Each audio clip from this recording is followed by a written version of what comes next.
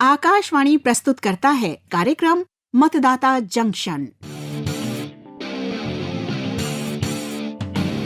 जब जुड़े लोग से लोग, वोट से वोट बने, तब लोकतंत्र का सिस्टम मतदाता जुड़ते जाए बने, तब ऐसा नया कनेक्शन मतदाता जंक्शन, हैशटैग मतदाता जंक्शन, मतदाता जंक्शन, हैशटैग मतदाता जंक्शन। मैं पवन हूँ, मैं ही अगन हूँ, मैं 5 तार की वीणा हूँ, नारी हूँ परम प्रवीणा हूँ, मैं सर्वगुण संपन्न नारी शक्ति हूँ। नमस्कार श्रोताओं, आप सभी को अंतर्राष्ट्रीय महिला दिवस की बहुत बहुत शुभकामनाएं। सबको मेरी भी शुभकामनाएं। तो उन्नति जी, इस अवसर पर महिलाओं की उपलब्धियों पर बात करना तो बनता है। जी बिल्कुल। महिलाएं आज हर क्षेत्र में अपनी क्षमता, योग्यता, कर्मठता और साहस का परिचय दे रही हैं। बिल्कुल सही कहा आपने। और चुनावों के परिप्रेक्ष्य में देखें तो अपने मताधिकार के प्रति महिलाओं की सजगता और भागीदारी देखते ही बनती है। क्यों नहीं, जब हमें हमारे संविधान ने सबको बराबरी का अधिकार दिया है तो महिलाएं पीछे क्यों रहें? जी हाँ, बिल्कुल। और मैं आपको ये भी बताना चाहूंगा कि दुनिया के कई देशों में महिलाओं को मतदान का अधिकार बहुत देर से दिया गया और इसके लिए उन्हें बहुत संघर्ष करना पड़ा। जी, लेकिन हमारे भारत देश में ये अधिकार आजादी के बाद से ही हमारे संविधान द्वारा सभी वयस्क नागरिकों को समान रूप से संविधान लागू होने के साथ ही मिला है। तभी तो सन 1951-52 में देश के पहले आम चुनावों में महिलाओं ने भी वोट किया था और तब से लेकर अब तक उनके मतदान का प्रतिशत बढ़ता ही जा रहा है। चाहे 2019 के लोकसभा चुनाव हो या राज्यों के विधानसभा चुनाव, महिला मतदाताओं के बढ़ते मतदान प्रतिशत ने सबका ध्यान अपनी ओर खींचा है। हाँ बिल्कुल। और अभी हाल ही में 2023 में राजस्थान, मध्य प्रदेश, छत्तीसगढ़, मिजोरम और तेलंगाना के विधानसभा चुनावों में महिलाओं का प्रदर्शन बहुत शानदार रहा है। जी, अगर हम उनके मतदान प्रतिशत पर नजर डालें तो राजस्थान में ये आंकड़ा 74% से अधिक रहा। वहीं छत्तीसगढ़ और मध्य प्रदेश में ये 76% से अधिक रहा। और इससे पता चलता है कि इन राज्यों में नई सरकार चुनने में नारी शक्ति ने बड़ी भूमिका निभाई है। और यही नहीं, महिलाएं केवल मतदाता ही नहीं हैं, बल्कि भारी तादाद में निर्वाचित होकर भी आ रही हैं। बिल्कुल सही कहा आपने। और जरा सुनिए इन महिलाओं को जो आज मतदान में बढ़ चढ़कर हिस्सा ले रही हैं। चलिए सुनते हैं। अरे ये तो कमाल ही हो गया। कोई दिक्कत ही नहीं। किरण, रानी, सीमा, सुनीता, जी दीदी, तुम सब लोग वोट देकर आ गई क्या? अरे हमने ही नहीं दीदी, हमारे गांव ने ही नहीं, आसपास के हर गांव ने ही नहीं, आसपास के हर कस्बे की, शहर की महिलाओं ने दिया है दीदी। जी दीदी। अरे वाह वाह, तुम सब लोगों ने तो कमाल ही कर दिया। दीदी याद है पहले हम वोट को लेकर कितनी लापरवाह थी। अरे हाँ, मुझे सब याद है तुम लोगों के वो सब बहाने। वोट देने जाने के नाम पर क्या क्या कहती थी तुम। हाँ दीदी, हमारी यही चिंता रहती थी कि एक तो इतनी लंबी लाइन और दूर तक जाना, और वो भी बच्चों को ले जाओ तो अलग मुसीबत। और वहाँ उन्हें संभालेगा कौन, और घर पर छोड़ना भी संभव नहीं अपने बच्चों को। और फिर घर वाले भी हमारे कहाँ हमें वोट के लिए समझाते थे। हाँ, बोलते थे तुम्हारे वोट से कुछ नहीं होता, चुपचाप घर में बैठो। पर दीदी, जब आपने एक एक वोट के महत्व के बारे में बताया और पोलिंग बूथ पर महिलाओं को मिलने वाली सुविधाओं के बारे में हमें और हमारे परिवार वालों को समझाया, तो हमने तभी तय कर लिया था कि हम वोट जरूर करेंगे। जी दीदी। ये हुई ना बात। देखो, अब पोलिंग बूथ पर महिलाओं के लिए बहुत सुविधाएं हैं। पता है ना तुम लोगों को कि अब सीधे पोलिंग स्टेशन तक सड़क पहुंचती है। और पोलिंग स्टेशन भी अब घरों के निकट ही बनने लगे हैं। हाँ दीदी, और सबसे बढ़िया बात तो ये है कि बच्चों को संभालने की सुविधा है। बिल्कुल सीमा, भाई अब तो सभी जानते हैं कि हर पोलिंग स्टेशन पर बच्चों को संभालने के लिए क्रैश की सुविधा है। दूध पिलाने वाली माताओं के लिए भी एक अलग जगह है। साफ पीने के पानी और बाथरूम का भी इंतजाम है और महिलाओं की अलग लाइन है। और दीदी, बुजुर्गों की लाइन भी तो अलग है। तभी तो मैं अपनी सासू जी को आराम से और जल्दी से वोट करवा पाई। ऐसा ही है सुनीता, मतदान केंद्र ग्राउंड फ्लोर पर होते ही हैं। अब तो सभी को पता है, अब हर पोलिंग स्टेशन पर 3 लाइन होती है। महिला और पुरुषों की लाइन के अलावा दिव्यांग और बुजुर्गों की लाइन भी होती है, जिससे बुजुर्ग महिलाएं भी अब आसानी से वोट कर सकती हैं। दीदी, सबसे कमाल का तो है अपना महिलाओं वाला पोलिंग बूथ।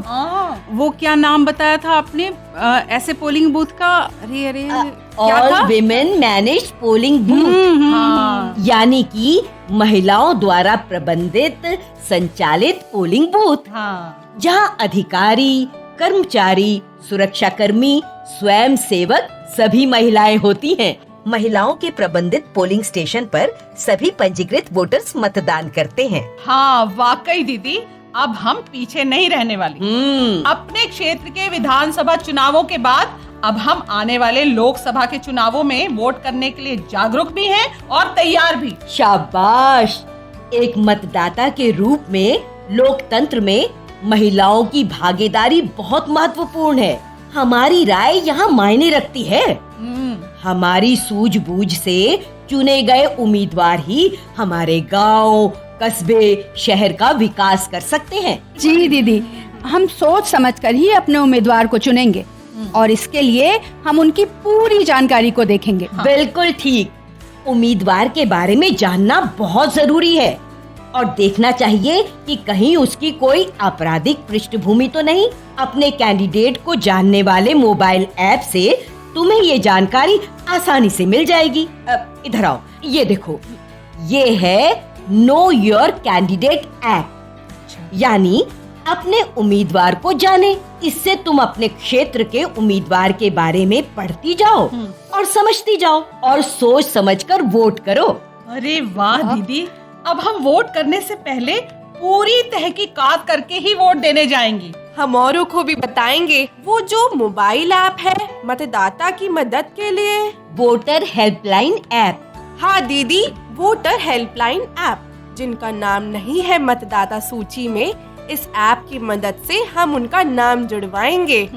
और कोई भी बात समझ ना आई तो 1950 पर फोन लगाएंगे। हाँ बिल्कुल, क्योंकि वोट जैसा कुछ नहीं। अब जब हमें इतना महत्वपूर्ण अधिकार मिला है तो वोट जरूर डालेंगे हम। हमारे एक वोट से हम सरकार को चुनते हैं, जिससे हमारे देश का विकास होता है।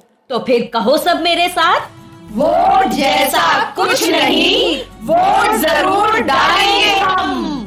महिला, पुरुष, वृद्ध, युवा, सबका ये कर्तव्य है। आपका मतदाता होना आपका अधिकार है। जागरूकता मतदान की होगी चारों ओर, जब निकलोगे और दोगे अपना वोट। तो सुना आपने, हमारे देश की महिलाएं अपने अधिकारों को जानती हैं और वोट के अधिकार के प्रति वे सजग हैं। जी बिल्कुल। और मुख्य निर्वाचन पदाधिकारी छत्तीसगढ़ रीमा बाबा साहेब कांगाली जी भी चुनावों में महिलाओं की भागीदारी के बारे में कुछ बता रही हैं।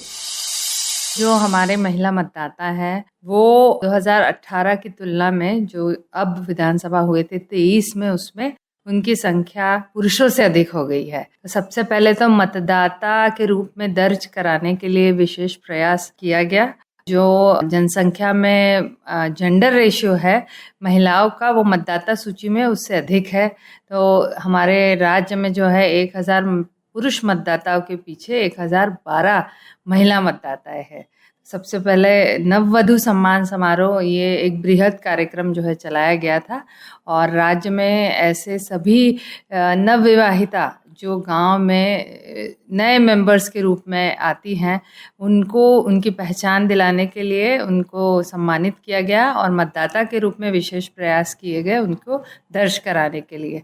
और वोटर टर्नआउट में भी जहां 18 के विधानसभा चुनाव में हमारे राज्य के 90 में से 23 जो है असेंबली कॉन्स्टिट्यूएंसीज ऐसे थे जहां महिला की संख्या, वोटरों की संख्या अधिक थी, अब वो 90 में 50 हो गई है। तो ऐसे 50 असेंबली कॉन्स्टिट्यूएंसीज थे जहां पर वोटर टर्नआउट बेहतर महिलाओं का रहा है। हालांकि महिला मतदाताओं की संख्या क्योंकि बहुत अधिक थी, तो जो परसेंटेज ऑफ रजिस्ट्रेशन है उसमें तो 9 से 10% की वृद्धि रही है, परंतु जहाँ तक वोटर टर्नआउट की बात है तो वो बराबर ही रहा है।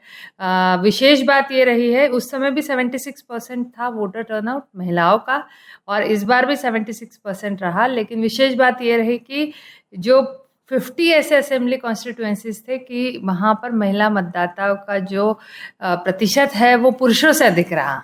तो महिला मतदाताओं ने बढ़ चढ़ कर हिस्सा इस लोकतंत्र के महोत्सव में लिया। दोस्तों, आपकी जानकारी के लिए बताना चाहता हूं कि भारत निर्वाचन आयोग द्वारा जारी किए गए आंकड़ों के अनुसार अभी तक रजिस्ट्रेशन करवाने वाले 96 करोड़ 88 लाख मतदाताओं में से 47 करोड़ 15 लाख मतदाता महिलाएं हैं और चुनावों में महिलाओं की भागीदारी 100% हो, इसके लिए भारत निर्वाचन आयोग प्रयासरत है। मैं आपको बताना चाहूंगी कि देश के पहले आम चुनाव के समय मतदाता सूची में महिलाओं के नाम राम की मां, श्याम की बहू जैसे लिखा जाता था, जिसे बाद में हटाकर भारत के प्रथम मुख्य निर्वाचन आयुक्त सुकुमार सेन जी ने महिलाओं के असली नाम से मतदाता सूची तैयार कराई थी और तब से लगातार महिलाओं, पुरुषों, थर्ड जेंडर सभी के नाम मतदाता सूची में शामिल किए जाते हैं। वाह, क्या बात है उन्नति जी, बहुत काम की जानकारी दी आपने। दोस्तों, सिने जगत की मशहूर कलाकार रवीना टंडन, भूमि पेडनेकर और सान्या मल्होत्रा मेरा वोट मेरी ड्यूटी के बारे में आपसे कुछ कहना चाहती हैं। सबसे जरूरी काम मतदान। देश को सपोर्ट करते हैं, इसलिए वोट करते हैं। मेरा वोट मेरी ड्यूटी।